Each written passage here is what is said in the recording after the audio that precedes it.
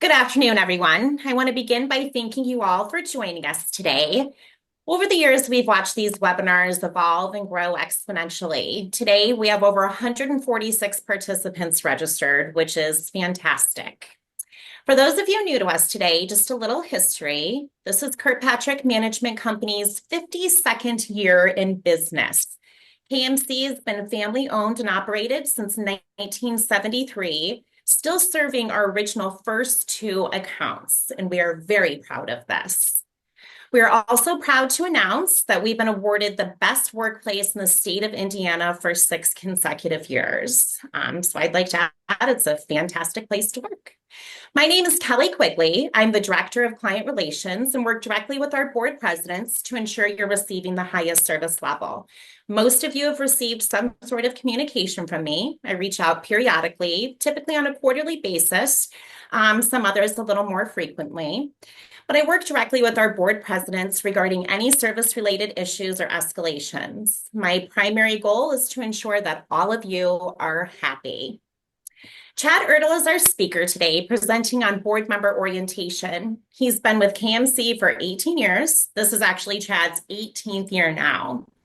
He's a great source of knowledge, expertise, and an integral part of our leadership team.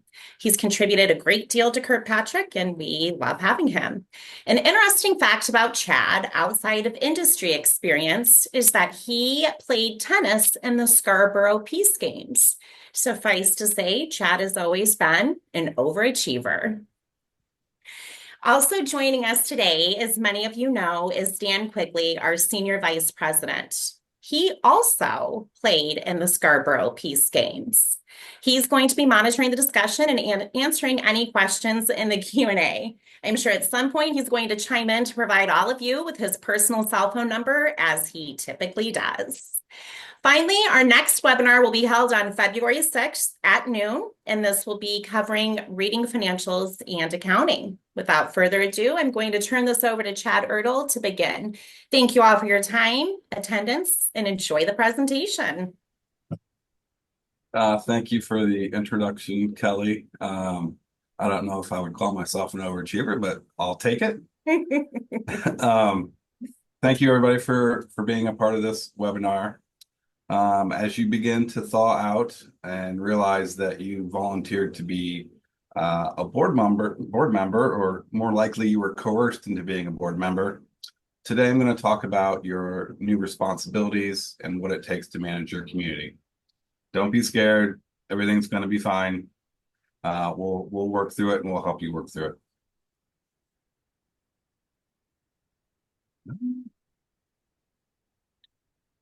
So the purpose of a community association. People choose to live in associations for numerous reasons. Mainly, people want to have continuity with their neighbors and not live next to a pink house and not have cars in the yards. But community associations are designed to do several things. The first is to manage the common area of the property.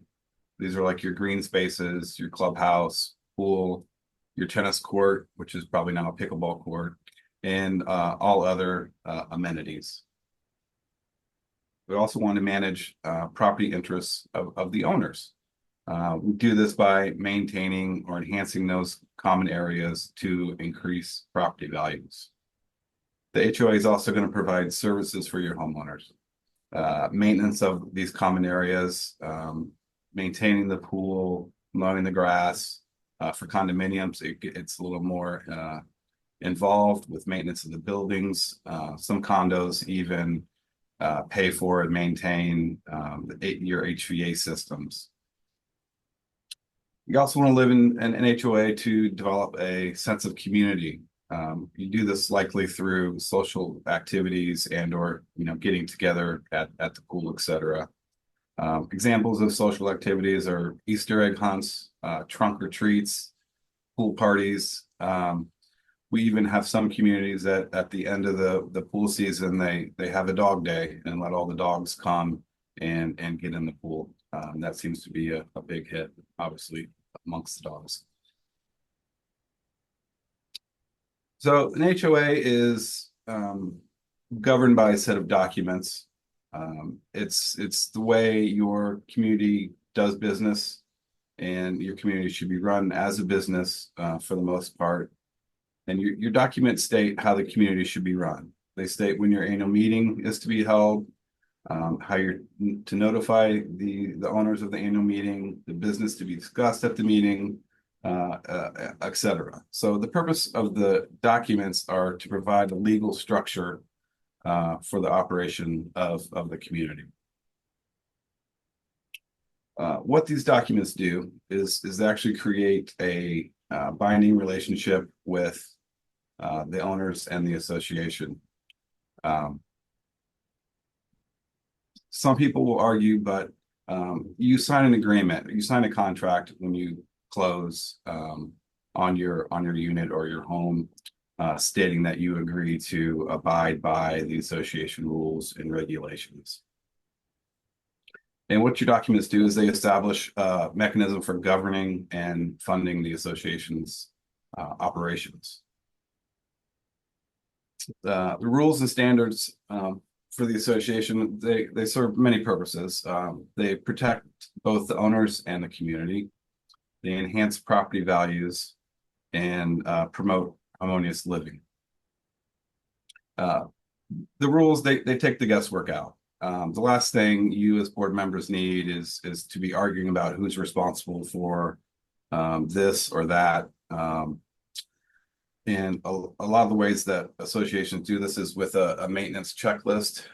This is more applicable to condominiums, but it states what the association is responsible for and what the owner is responsible for. Now, with the governing documents, the board can usually establish rules for certain things, such as architectural standards, tennis court rules. So there is some leeway for the board to establish additional rules that are not described in your governing documents. So there are several different types of documents for your community, and there is a hierarchy of authority. As you can see, the top of the pyramid governs which is your recorded map, your plat or plan. Next is your declarations or your CC&Rs. Next is the articles of incorporation, followed by bylaws, rules and regulations, and other resolutions. Now, keep in mind, any municipal ordinances or laws have power over your governing documents. For instance, most documents restrict solar panels in the community. However, it's been talked about several times in Indiana about actually passing a law allowing for solar panels. There are some laws in place now. If you get 75% of all owners to approve your solar panels, you can get them. But if a law is created by the government, it's going to trump any rule or regulation within your documents. Hey, Other than Chad. that, yeah. Yeah, so on the if you have a something in the declaration that does not or that is not the same as in the bylaws, they contradict each other, which happens from time to time, not often. Does it automatically just go to what it's in the declaration? Should you reach out to your attorney? What's your best practice on something like that? I think it's always a good idea to reach out to an attorney on situations like that. But my answer would be that the declarations are going to trump the bylaws just because they are higher on the pyramid than the bylaws. Okay, thank you. Now, if your municipality does not say regulate street parking, but your documents do, the neighborhood can enforce that stipulation within the community.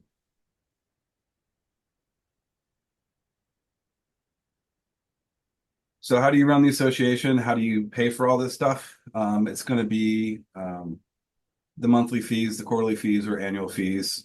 Your documents are going to state when the dues are to be paid and the frequency in which they are paid. They also are going to tell you what the late fees are, what the late fee date is. We like to back that up with a resolution, a delinquency resolution, and your attorney will ask you to get a resolution in as well. It just helps with the legal process of this.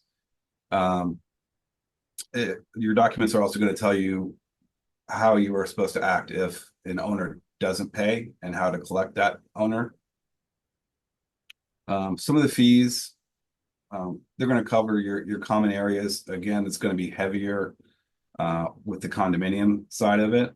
But just a couple examples, your landscaping, maintenance of the common areas, your snow removal, which we all struggled with this last couple weeks. Garbage collection, if it's not managed by the city, street lighting, social activities, patrol, and insurance. So we will provide you with a budget. I'll get into that a little bit later when we talk about the treasurer duties. But we provide you with monthly financial reports and submit an annual budget. So that's fees. Let's talk about the overall governance of the community. So the role of the owners. The owners are required to adhere to the rules and the regulations that they agreed to. The owners actually elect a board of directors at the annual meeting, and they have the power to amend your documents. Amending your documents can be tricky. Sometimes, typically with the bylaws, the board is allowed to change those or amend those. But to amend the declaration, typically it's going to state that the owners, 67%, 2/3 or 3/4 of the owners must approve the amendment before it can be passed. That's really to protect the association and the rules that people signed up for when they bought into the community. And that's why that threshold for changing them is usually pretty high. Now, if you want to get tricky, you can amend your declarations to lower that percentage. But again, it takes time. It's, as a board member, it's hard enough to get people to show up at an annual meeting, let alone get 2/3 or 3/4 of your membership to show up and vote for an amendment.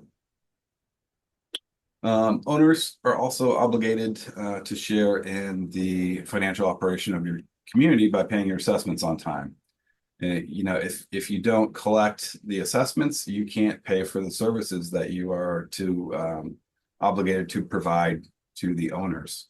And unfortunately, you're always going to have some that don't pay. And to make up for that loss of income, the burden is going to fall on the rest of the owners. So for the owners, yeah, you get your services, but you need to pay for those services. And next, we'll talk about the role of the boards, of board members and their positions. The president is essentially the CEO of the association. As I said before, this is a business and it should operate as a business. The board of directors of your association is no different than the board of directors of, say, Ford Motors.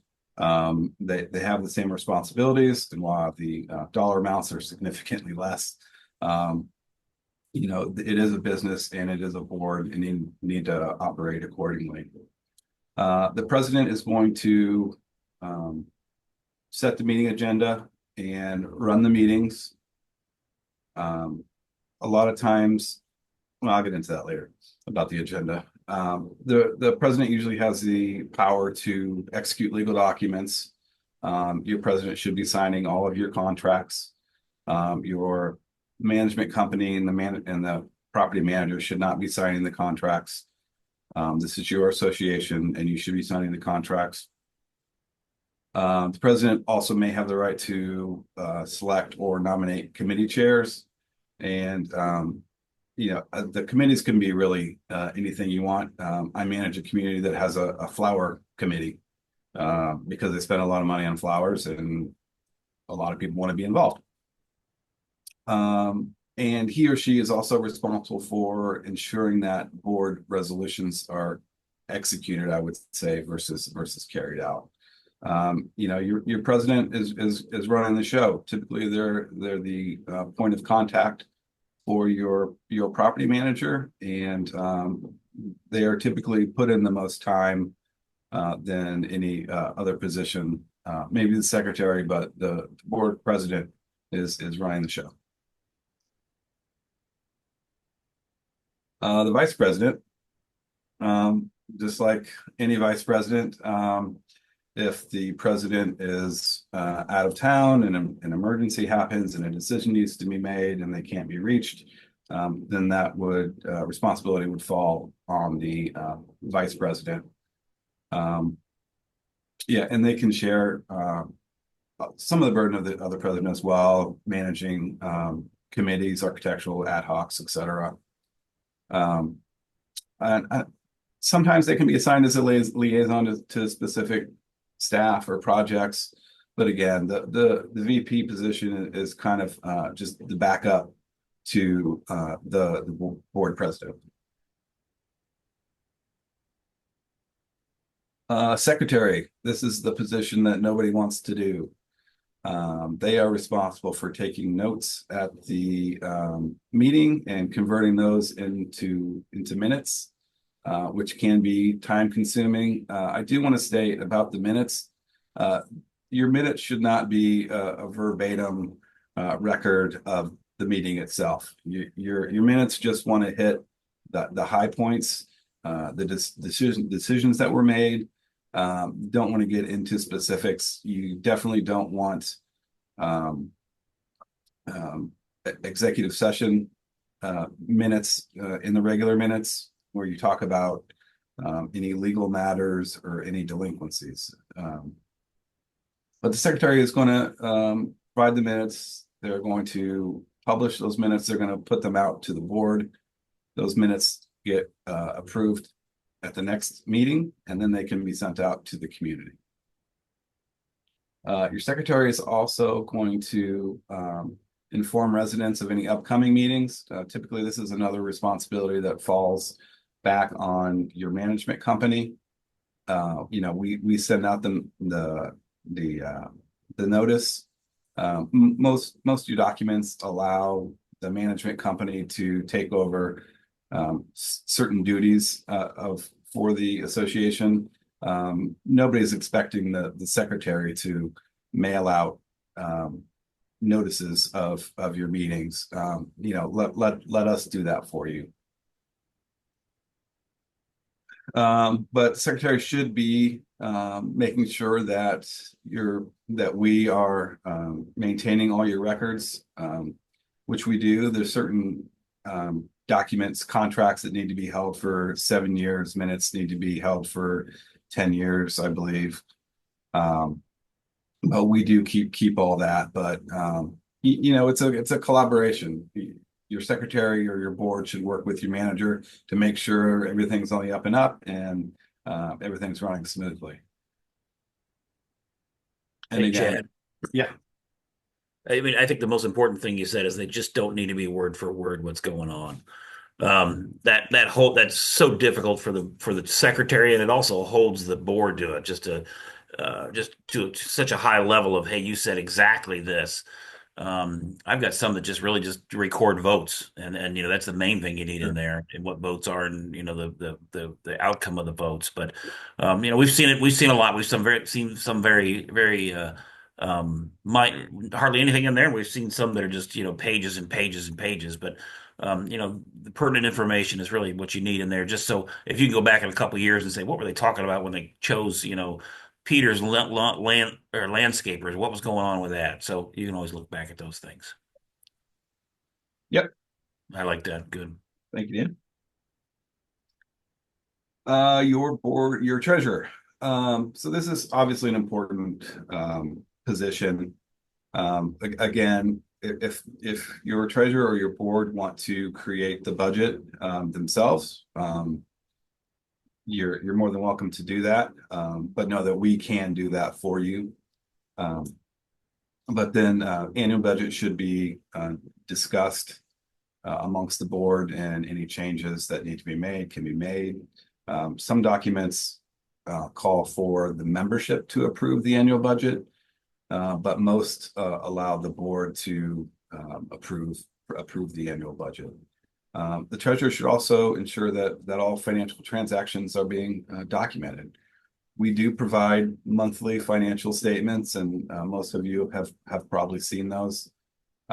It's going to include your budget comparison. It's going to show you, what GL was paid from, who got paid, your cash flow. It's really a complete financial report, and come February 6th and learn more about that one. The treasurer is going to recommend action on collections. Typically, with your delinquency resolution, once that's in place, it really gives us actionable items. They get a late fee on this date. It goes to the attorney on this date. What the late fee is, et cetera. Which you can, however you want to run it. If you want to approve anybody that goes to collections, you can do that. But you can also let us manage the entire collection process. It's really however hands-on you'd like to be. I wouldn't say the treasurer authorizes the audit. I think that should be a board decision. If your documents require an annual audit, then you should be getting an annual audit. If you don't want to do that, you should amend your documents.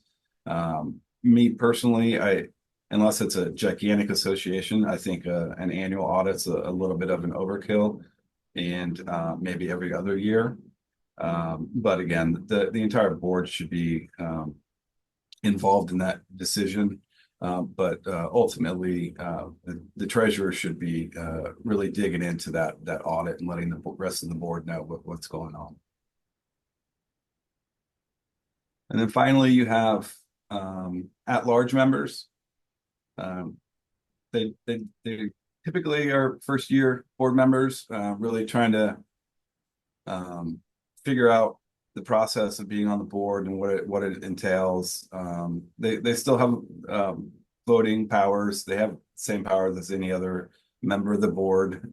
Sometimes they can oversee special projects, community events, upkeep of seasonal amenities over the clubhouse. Some people have a clubhouse committee.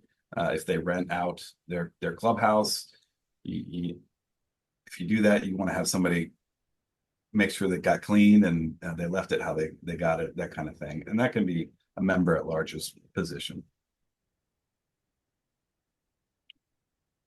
Now, the role of your CAM, or your community association manager, that's what we do. We're going to do what you'd like us to do. We're going to do that in a diligent and faithful manner. We're going to give full disclosure on any matter that presents a potential conflict of interest. We're going to do everything. We're going to go out and get bids. We're going to manage your vendors. Going to maintain permits and keep logs of amenities. That's more of a CAI regulation. But I think conflict of interest is the big thing. And yeah, we're not going to do anything that the board doesn't want us to do. We're here for you. You've hired us to do a service, and we're going to do that for you in the best way we can. And I'm sure there will be some questions on the role of the CAM in your association. But this next slide is just showing that everybody has to work together. The CAM's in the middle. Typically, we have a single point of contact with the board, which is going to be the board president. But we all need to work together. We're all in this together, and us as a management company, we're going to try to make that as easy as possible for you as a board. Okay, let's talk about some board meetings. So successful board meetings. The agenda should be dispersed a week ahead of the meeting. If you want the CAM to generate that agenda and send it out for changes, we can do that. If any other board member wants to prepare that agenda and send it out, we will add that to our management report along with the financials, and we'll get that to you 48 hours before the meeting. Yeah, to make the meetings go run smoothly, please read the information in that management report prior to coming to the meeting, so everybody's prepared to discuss the items for the month or the quarter or how often you're going to meet. Generally, HOA meetings should be around an hour, and condominium association meetings, we try to keep that to about 90 minutes. Obviously, condominiums, there's a lot more going on, a lot more maintenance. So there's more to discuss. So homeowners can come to board meetings. That's Indiana condominium law that allows those meetings to be open, but that does not mean that they can participate. Owners should be silent, and typically boards will set up a Q&A session, giving it a time limit, 10 minutes, 15 minutes for questions from the floor, from owners that they would like answers. And homeowners can't vote. The homeowners elect the board to make decisions for them. So only the board members can vote. It's important to stick to the agenda. If you're bouncing all around on topics, it's not going to be run smoothly. It's not going to be effective, and it's going to take longer than it should. So if you can stick to your agenda as best you can, it'll just make everything run more smoothly. Again, this is a business meeting. We're not going to say that board members can't talk to each other about social things, but it's once the meeting is called to order, it's really not a time for chit chat, and it's time to make some decisions. And then at your executive session, again, this is after your regular meeting is closed. You'll go into executive session. You'll excuse any homeowners that are present so you can discuss your delinquencies and any other legal issues. Hopefully not a lot of legal issues that you're dealing with.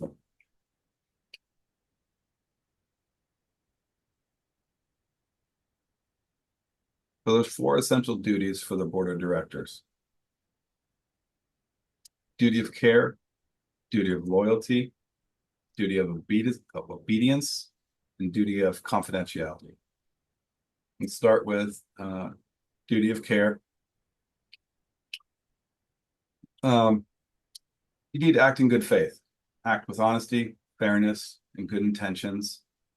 It's not as easy as it seems, but you really do need to act in good faith for the association. That's why you were elected, and that's how you need to act. Beware of the squeaky wheel syndrome. It'll be easy to try to solve somebody's problem that is just bringing it up, but you need to treat everybody fairly. You also need to act in the best interest of the association. You should not be on the board because of a self-interest that you want to change for yourself or somebody else, because your decisions they're going to be scrutinized. There will be minutes, so people will be able to see what the board is doing, who they're hiring, and how they're running the association. So please just act in the best interest of the association, and be prudent. Ask questions of your CAM, of your vendors. You want to follow your documents. You're required to follow your governing documents. And attend board meetings. If you're on the board, if you miss a meeting here or there because of personal reasons, that's fine. I think a lot of associating documents will state that if a member misses or a board member misses X amount of meetings, they're automatically removed from the board. I've seen 3, I've seen 5. And so you need to attend the board meetings if you're on the board. Duty of loyalty. This is pretty self-explaining. You need to be loyal to the association. Again, that's why you were elected. And it primarily relates to the conflicts of interest. Board members don't get paid, can't receive kickbacks. We've all heard stories of board members who have either stole from the association or owned companies that work for the association. The latest one in Florida, I think, was October of last year, where the board president stole $1.5 million by creating companies that overcharged the HOA. So if a board member is going to financially benefit from a contract, they can't. The board can't hire a board member's company. If they do, that's up to the board, but that personal director will need to abstain from that vote. So anybody related to a director is going to be a parent, immediate family, spouse, estate or trust, any entity that has a financial interest that is tied to a board of director. Hey, Chad, you do have a board member, Kelly McRae Platt has her hand raised. I don't know if you can allow her to talk or not. Maybe You're the host. I'm the host. Yeah. Thanks for reminding me about that. Okay, hold on a second. Just because it says it in big letters on my thing. Okay, I can't find her now. Oh wait, attendees 21.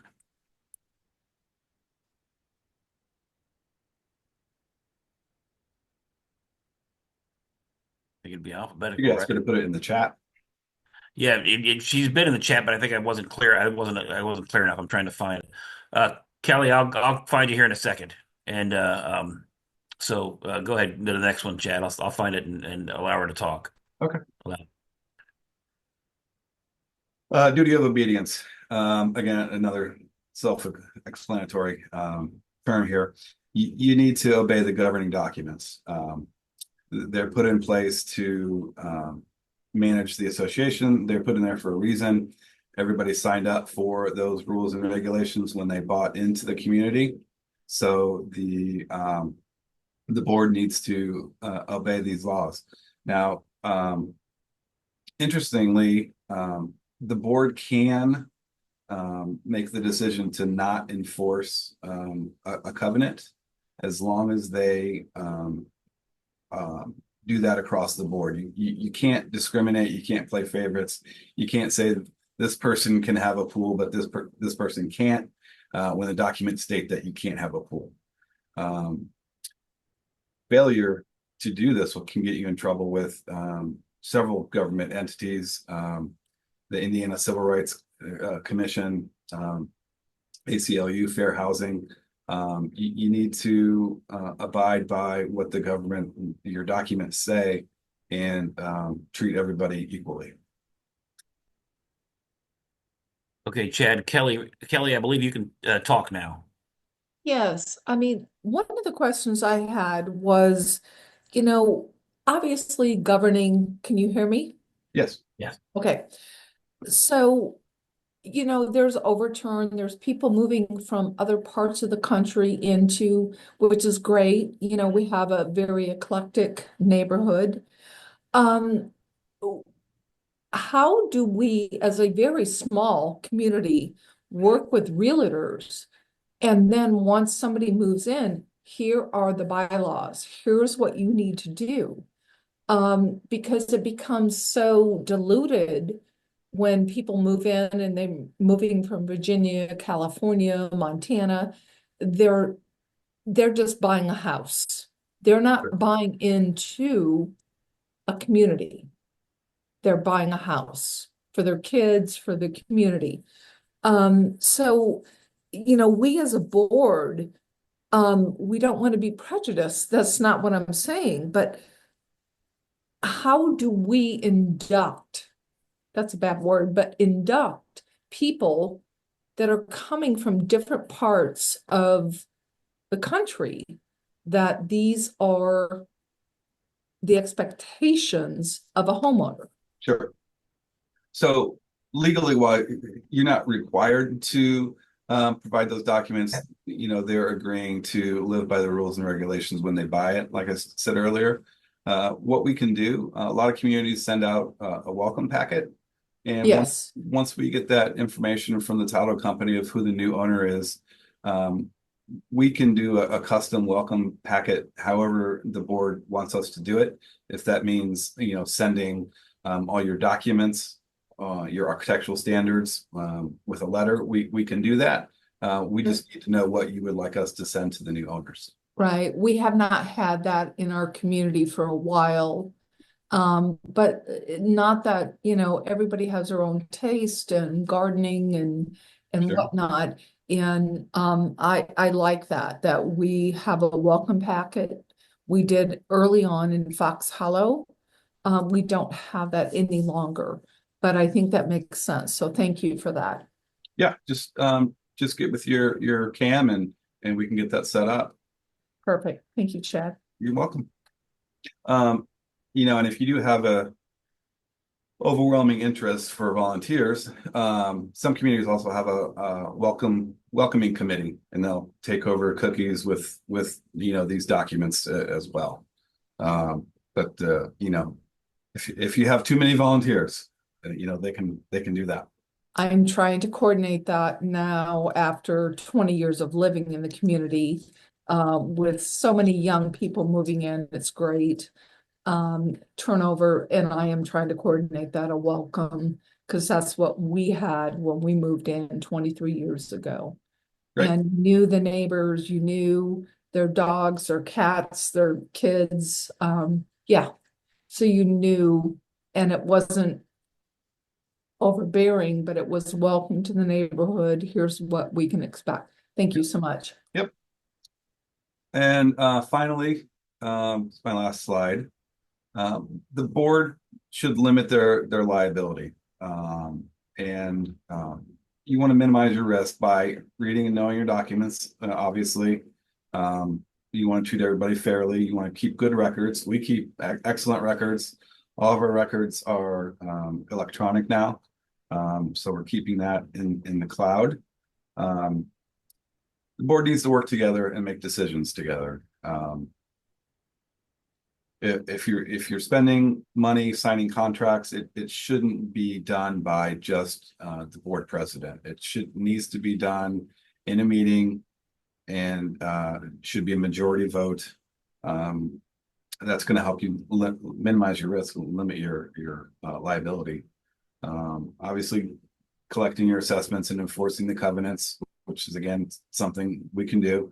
If you didn't know, we also have a compliance department that can drive through your community to write up covenant violations. Please don't make decisions based on emotions. Again, you're a business.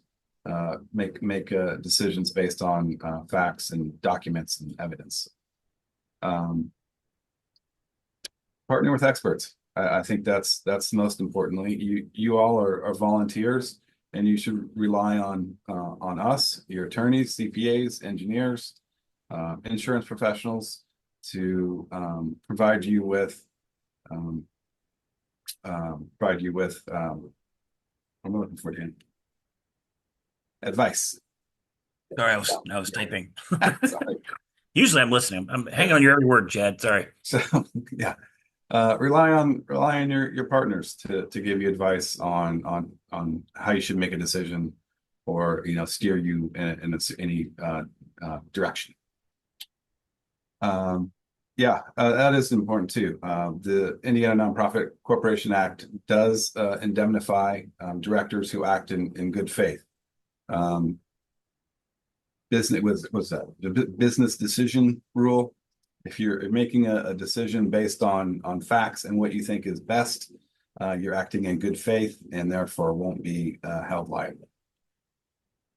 Chad, I think that's the thing that everybody just needs to keep in mind, and D&O backs you on that every time. If you think you're making the right decision and you've done your due diligence and you looked at this and looked at that and it still comes back and smacks you in the head, Yep. you're going to be covered on that because you were trying to make the best business decision that you guys knew as a board with the information available. So that's why I love the partner with the experts. It's always at the end of these things, but it always seems like it should be at the beginning, just because it's you Sure. know, the managers, we try and make them as smart as possible with continuing education and different things like that. But boy, oh boy, it sure does help to have an attorney to call you sometimes or a CPA. Yeah. And as managers, we're not attorneys, we're not CPAs, we're not engineers. So while we might have a good idea of what to do, um, those professionals are the ones that need to make those decisions. I want to thank everybody for coming. I know I'm kind of all over the place a little bit and kind of skimmed over a lot of this stuff. If you have any questions, go ahead and ask them now. And if you have any questions for me, that is not my email. It's CERTEL@eKirkpatrick. And I want to thank everybody for taking time out of their day and listen to me talk. Thank you, Chad. I think a lot of people are going to, thank you so much. We got done at a decent time. What we're going to be doing, and if you're not reading the Q&A down there, we will be sending out the slide deck. Diane Arnett, excuse me, who is our master CSR, she will be sending out all this information hopefully tomorrow, probably Monday, with also a link to the video recording.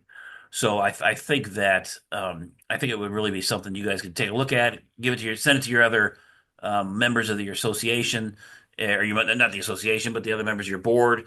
We've also got a YouTube channel that you can get on there and see some old ones that have some different things. We have a lot of good KMC ABC stuff coming up this year. So, like the next one is going to be on financials. April, we're looking at trying to figure out, we're going to have Michael Murphy, who is our director of operations. He's going to go through and do he is going to do a whole thing on KMC Connect for board members. So you guys can take a look at that and know how to go through and navigate the KMC Connect. You can see your invoices on there because a lot of times we've been with the neighborhood for a long time, and you guys weren't the ones that hired us, so you never saw the presentation on how to use the portal. So that's something that we think will help out. Governing documents is in August. Annual meetings is and budgeting is in September. We got a couple roundtables. The June roundtable, roundtables are for the board presidents, which is what Kelly does. And that's going to be June. We're going to have one in Indianapolis up here at the headquarters in Castleton and one down in Greenwood at our Greenwood office. That one's going to be on insurance. I mean, insurance is just such a huge part of what we've got on the condominium associations or the PUDs, things like that. So that's going to be a big one. Then we'll have another one in October. But we will address. Curtis does have a question on reserve. We will address that in different things. We did have a couple in the last couple of years. If you want to go look at the YouTube channel, there were a couple on reserve studies. We've touched on those budgeting and reserve studies. We always do that as far as how much to reserve and the rules of thumb. So that might help also. And once again, as Kelly said at the beginning, my job is I work for you guys. You guys, I manage the managers that manage you. So if you've got a problem and you're not getting through to your person, you're not getting through to your manager, you're not getting through to your regional manager, and you need somebody right away, let me give you my cell phone number. And you can text me, you can call me. If I don't get it, I'll get right back to you. But you guys paid for my phone, so you guys might as well use it. My cell phone number is 317-847-0016. That's not Chad's number. I usually try and give Chad's out so you can call that, but no, that's my number. Call me if you got a question, and I'll make sure that we get you taken care of, get it to the right place. Usually, I'm not the one who's going to have the answer, but I can usually get a hold of the person who does. They usually answer the phone. So, your manager's going to be your first step. After that, it's a regional manager, but then give me a call because we'd love to help out. And always, every day, Monday through Friday, 9 to 5, we're answering those phones. Those phones should be answered by a live person up here in Castleton area or down in Greenwood. We've got, I think we've got a crew of 8 or 9 ladies right now answering phones all day long. So if you got a question, somebody's gonna be able to answer your question, and it'll be, they have the same stuff available to them as your manager does. That is about it. I have some questions on here. I'll answer these things before I hang up. But I think we've got a good start. Appreciate everybody. That's a good group. We had 123 come. Really love it, and just keep coming back. It's grab a sandwich, sit down, eat a sandwich while you're listening to us, and hopefully we help you a little bit. Thank you all. Chad, thank you very much. Kelly, thank you very much. Alyssa, thank you for your assistance, and Diane Arnett, who I don't think is on here, thank you for helping organize so much. We appreciate y'all. Have a great day.